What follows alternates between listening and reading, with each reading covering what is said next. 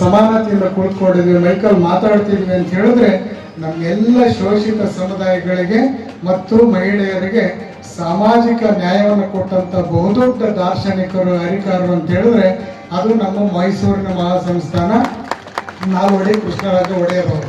ಅವರ ಕುಟುಂಬದ ಒಂದು ಕುಡಿ ನಮ್ಮ ಊರಿಗೆ ಬಂದರೆ ಅದು ನಮ್ಮ ಸಮುದಾಯಕ್ಕೆ ಸಿಕ್ಕಂಥ ಬಹುದೊಡ್ಡ ಗೌರವ ಅಂತೇಳಿ ಅವರು ಯಾವುದೇ ಮಹಾರಾಜರ ಥರ ಸಡಗರ ಸಂಭ್ರಮವನ್ನು ಆಚರಣೆ ಮಾಡ್ಕೊಳ್ಳೋದಿಲ್ಲ. ಭಾಳ ಸಿಂಪಲ್ ಆಗಿರುವಂಥವ್ರು.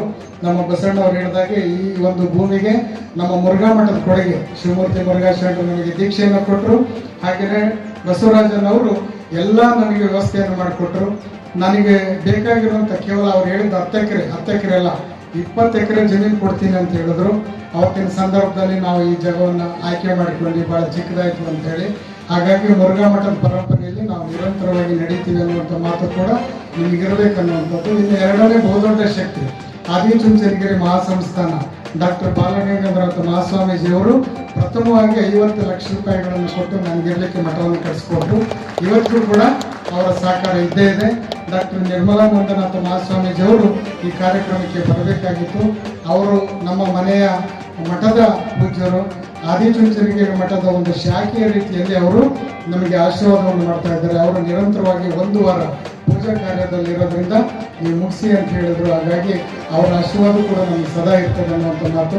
ನಮ್ಮ ಕಾಗಿನೆಲೆ ಪೀಠಾಧಿಪತಿಗಳು ನಮ್ಮ ಹಿಂದುಳಿದ ದಲಿತ ಮಠಾಧೀಶರ ಕೂಟಕ್ಕೆ ಬಹುದೊಡ್ಡ ಕಾಣಿಕೆಯ ಧನ ಸಹಾಯ ಇತ್ಯಾದಿಗಳನ್ನು ಮತ್ತು ಬೆಂಗಳೂರಿನಲ್ಲಿ ನಮಗೆ ಸುಮಾರು ಒಂದು 4-5 ಎಕರೆ ಜಮೀನನ್ನು ಕೊಡಿಸುವಂಥ ನಿಟ್ಟಿನಲ್ಲಿ ಪ್ರಮುಖ ಪಾತ್ರವನ್ನು ಕಾಗಿನೆಲೆ ಮಹಾಸಂಸ್ಥಾನದ ಪೂಜ್ಯರು ವಹಿಸ್ತಾ ಇದ್ದಾರೆ. ನಾವೆಲ್ಲ ಕಾವಿದಾರಿಗಳು ಒಂದೇ ಜಾತಿ ವರ್ಗ ಒಂದೇ ಧರ್ಮ, ನಮಗೇನಾದರೂ ಏರುಪೇರಾದಾಗ ಅವರೇ ನಮಗೆ ಬೆಂಬಲವಾಗಿ ನಿಲ್ಲುವಂಥವರು. ಪೂಜ್ಯ ನಿರಂಜನದಪುರಿ ಮಹಾಸ್ವಾಮೀಜಿಯವರು ಎಲ್ಲ ನನ್ನ ಸಂಕಷ್ಟದ ಪರಿಸ್ಥಿತಿಗಳಲ್ಲಿ ಕೂಡ ಒಟ್ಟಾಗಿ ನಮ್ಮ ಜೊತೆಗಿದ್ದಾರೆ ಅನ್ನುವಂಥದ್ದು. ನಮ್ಮ ಶಿವಲಿಂಗಾನಂದ ಮಹಾಸ್ವಾಮೀಜಿಯವರು ಪ್ರತಿದಿನವೂ ಕೂಡ ನಮ್ಮ ಮಠ ಹೇಗೆ ಮುಂದೆ ನಡ್ಕೊಂಡು ಹೋಗ್ಬೇಕನ್ನುವಂಥ ಮಾರ್ಗದರ್ಶನವನ್ನು ಜೊತೆಗೆ ಇಟ್ಕೊಂಡು ಮಾಡ್ತಾರೆ ಅಂತೇಳಿ. ಆದಿಜಂಬವ ಮಹಾಸ್ವಾಮೀಜಿಯವರು ಕೂಡ ನಮ್ಮ ಸಮಾಜದ ಮೂಲ ಮಠ, ಆ ಮೂಲ ಮಠದ ಪರಂಪರೆಯನ್ನು ಉಳಿಸ್ಕೊಂಡು ಬೆಳೆಸ್ಕೊಂಡು ಹೋಗುವಂಥ ಜವಾಬ್ದಾರಿಯನ್ನು ಅವರು ಮಾಡಿಕೊಂಡಿದ್ದಾರೆ.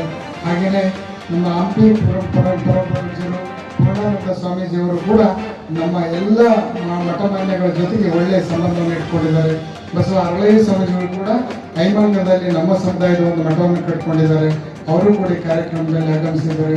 ಸಿದ್ದೇಶಣ್ಣವರು ಬಂದಿದ್ದಾರೆ ಮತ್ತು ಎಲ್ಲ ಇನ್ನುಳಿದಿರುವಂಥವರೆಲ್ಲ ನನ್ನ ಸಮುದಾಯದವರು, ಅವರೆಲ್ಲ ನಮ್ಮ ಮಠದ ಮಕ್ಕಳಾಗಿರೋದ್ರಿಂದ ನೀವೆಲ್ಲರಿಗೂ ಒಂದು ಮಾತನ್ನು ಹೇಳ್ಬೇಕಾಗ್ತದೆ. ಈ ಸಂದರ್ಭದಲ್ಲಿ ನೀವೆಲ್ಲರೂ ಕೂಡ ಪಕ್ಷ ಬಂದಾಗ ರಾಜಕೀಯವನ್ನು ಮಾಡಿ, ಪಕ್ಷದ ನಂತರ ಚುನಾವಣೆ ನಂತರ ನಮ್ಮ ಸಮುದಾಯದ ಭಕ್ತರಾಗಿ ನೀವು ಮಠದಲ್ಲಿ ಸೇರಿಕೊಂಡು ಒಗ್ಗಟ್ಟನ್ನು ಪ್ರದರ್ಶನವನ್ನು ಮಾಡುವಂಥ ನಿಟ್ಟಿನಲ್ಲಿ ನೀವು ಚಿಂತನೆ ಮಾಡಿದರೆ ನೀವೆಲ್ಲರಿಗೂ ಕೂಡ ಒಂದು ಅಸ್ತಿತ್ವ ಬುನಾದಿ ಸಿಗುತ್ತೆ ಅನ್ನುವಂಥ ಮಾತನ್ನು ಈ ಸಂದರ್ಭದಲ್ಲಿ ವ್ಯಕ್ತಪಡಿಸಿ, ಬಹಳಷ್ಟು ಜನ ಇಲ್ಲಿ ನಿಗಮ ಮಂಡಳಿ ಅಧ್ಯಕ್ಷರಿದ್ದಾರೆ.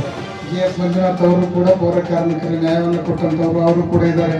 ನಮ್ಮ ತಿಮ್ಮರಾಯಪ್ಪನವರು ಕಡಿಮೆ ಒಟ್ಟಿನಲ್ಲಿ ಸೋತರು ಪಾವಗಡದಿಂದ, ಅವರು ಮಂತ್ರಿಗಳಾಗಬೇಕಾಗಿತ್ತು.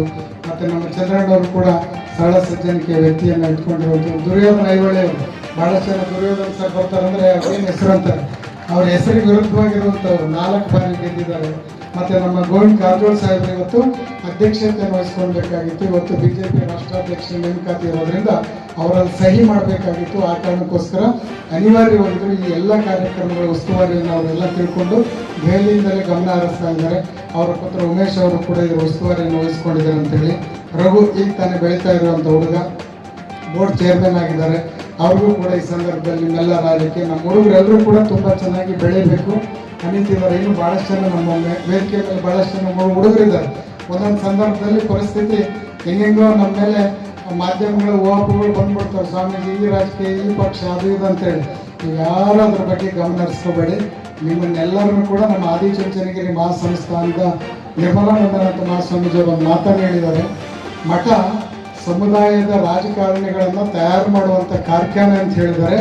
ಅದೇ ಮಾತನ್ನು ಈ ಸಂದರ್ಭದಲ್ಲಿ ಪುನರುಚ್ಚರಿಸ್ತಿದ್ದೀನಿ. ಇದನ್ನು ನಿಮ್ಮೆಲ್ಲರೂ ಕೂಡ ಗಮನವನ್ನು ಹರಿಸಿ ನಮ್ಮ ಎಲ್ಲ ಗುರುಗಳಿಗೂ ಒಂದು ಗೃಹ ಫೋಟೋವನ್ನು ತೆಗೆಸಿ, ಮತ್ತು ನಮ್ಮ HS ಶೆಟ್ಟರು ಬಂದಿದ್ದಾರೆ, ಅವ್ರಿಗೊಂದು ಸನ್ಮಾನ ಚಿಕ್ಕದು.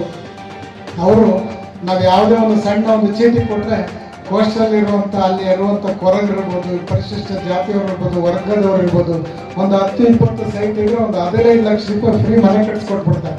ಎಲ್ಲಿದ್ದಾರೆ ಅವರು? ಅಲ್ಲಿದ್ದಾರೆ ಅವರು. ಅವರು ತುಂಬ ಕೊಡುಗೆ ದಾನಿಗಳು. ನಾವು ಹೇಳಿದ ಒಂದು 100 ಮನೆಯನ್ನು ಸುಮಾರು ಒಂದು 5 ಕೋಟಿ ರೂಪಾಯಿ ಖರ್ಚು ಮಾಡಿ ಉಚಿತವಾಗಿ ಮನೆ ಕಟ್ಟಿಸಿ ನನ್ನನ್ನು ಮತ್ತು ಉಡುಪಿ ಸ್ವಾಮೀಜಿಗಳನ್ನು ಸಂತೋಷ್ ಅವ್ರನ್ನ ಕರೆಸಿ ನನ್ನ 30 ಮನೆಯನ್ನು ಲೋಕಾರ್ಪಣೆ ಮಾಡಿದರು. ಇನ್ನುಳಿದಿರುವಂಥ ಮನೆಯನ್ನು ಕೂಡ ಲೋಕಾರ್ಪಣೆ ಮಾಡೋರಿದ್ದಾರೆ.